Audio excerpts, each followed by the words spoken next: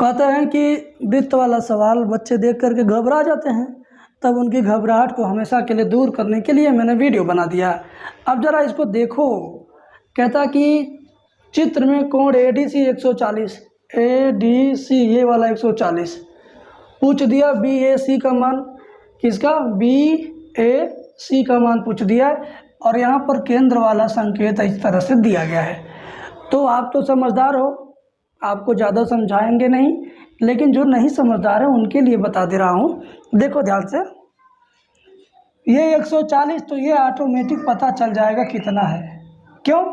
क्योंकि जब किसी वृत्त के अंदर कोई चतुर्भुज बना हो, कोई चतुर्भुज कैसा भी हो, और उस चतुर्भुज का चारों कोना अगर वृत्त की परिधि को टच कर गया, इसका कोना 1 2 3 4, चारों कोना वृत्त की रेखा पर, वृत्त की परिधि पर टच है, तो उसको बोलेंगे चक्रीय चतुर्भुज। बोलेंगे ना? तो चक्रीय चतुर्भुज का नियम होता है कि आमने सामने के कोणों का योगफल 180 होता है। तो इसके सामने ये कोण पड़ेगा, इसके सामने ये कोण पड़ेगा, तो ये 140, तो ये 40 होगा। क्यों? दोनों को मिला के केवल 180 होना चाहिए। तो जब ये 140 था तो 180 में से 140 घटा दो तो 40 बचेगा, यही 40 रहेगा। हो गया नियम के अनुसार।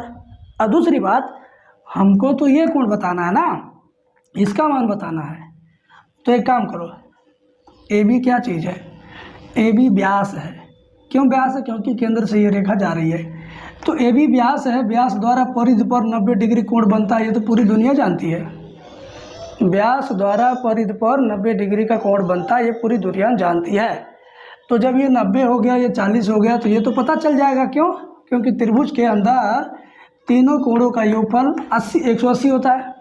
त्रिभुज के अंदर तीनों कोणों का योगफल 180 होता है। तो 180 में से 90 40 को घटा दो, 90 40 130 हुआ, 180 में से 130 घट जाएगा तो आएगा कितना? 50। तो 50 हमारा ये वाला बन गया, 50 वाला विकल्प हमारा सही हो गया। ऐसे ही पॉलीटेक्निक एंट्रेंस एग्ज़ाम की तैयारी में ज़्यादा लिखने का कोशिश नहीं, ज़्यादा दिमाग में कैलकुलेशन करने की कोशिश हो, क्योंकि टाइम बचाना है।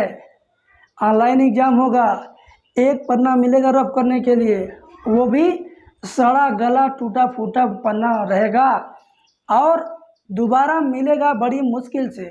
इस नाते कोशिश रहे कि पन्ना बचा रहे बड़े बड़े सवाल के लिए। समझ गए चेला? हाँ समझ गए ना। अब मैं अगला सवाल आपको बताता हूँ, वो भी वृत्त का ही बताऊँगा, ज़्यादा लफड़ा नहीं। वृत्त का सवाल आपके लिए मसाला जैसा रहेगा। देखिए, देखो कहते हैं ना कि सवाल के अंदर कुछ ऐसी चीज़ें जानबूझकर घुसेड़ दिया जाता है ताकि छात्र उसको लेकर के कंफ्यूज हो जाए। तो कुछ वैसा ही काम इस क्वेश्चन में हुआ है।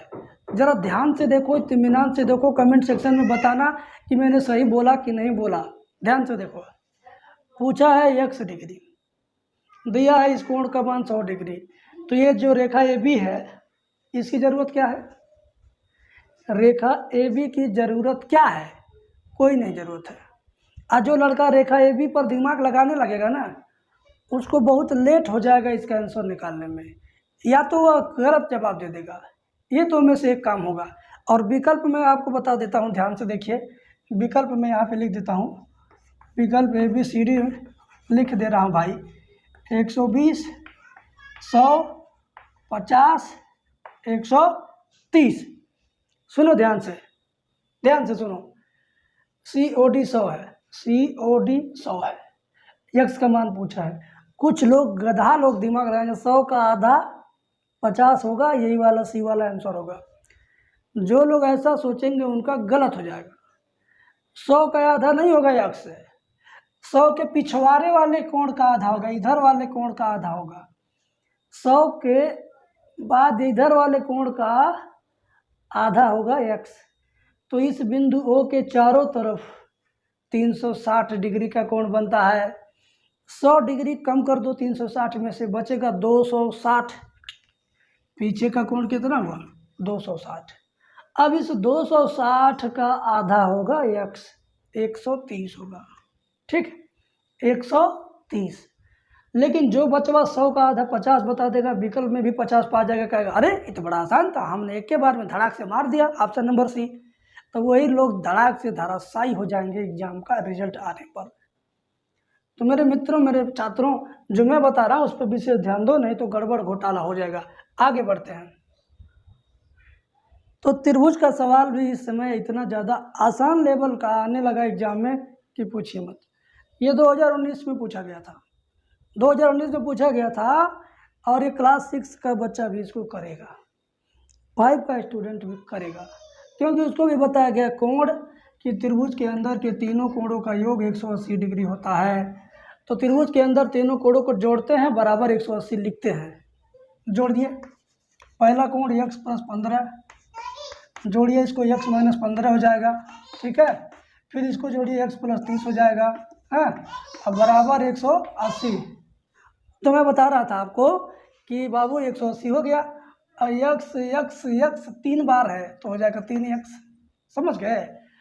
तो इसमें अच्छा ये +15 - 15 गायब, +15 - 15 गायब, बचेगा 30, 30 को लेकर जाएंगे दाहिने पक्ष में, तो 180 - 30 हो जाएगा, घटा देंगे तो 150 हो जाएगा, 150/3 हो जाएगा, 3 × 5 = 15, 50 हो जाएगा भाई, 50 हो जाएगा। यहाँ पर तो कहीं पर 50 है ही नहीं, हाँ, गलती हो गया क्या, बोलो, गलती हो गया क्या भाई। x 3x, 180 - 30 हो जाएगा, 180 में से 30 जाएगा 150, 3 × 5 = 15, x की वैल्यू 50 आ रहा है। ऑप्शन बी 50 है, ये वाला ऑप्शन बी 50 है, मैंने 15 लिख दिया था, तो यही वाला सही है बाबू, ऑप्शन बी वाला सही है। तो देखा आपने कितना आसान सवाल है, सब समझ में आ रही बात। चलिए, बेस्ट से बेस्ट आपकी तैयारी हो, यही मेरा प्रयास रहेगा, यही मेरा कोशिश रहेगा। थैंक यू, मिलते हैं नेक्स्ट वीडियो में, देखते रहिए हम सॉल्यूशन यूट्यूब चैनल।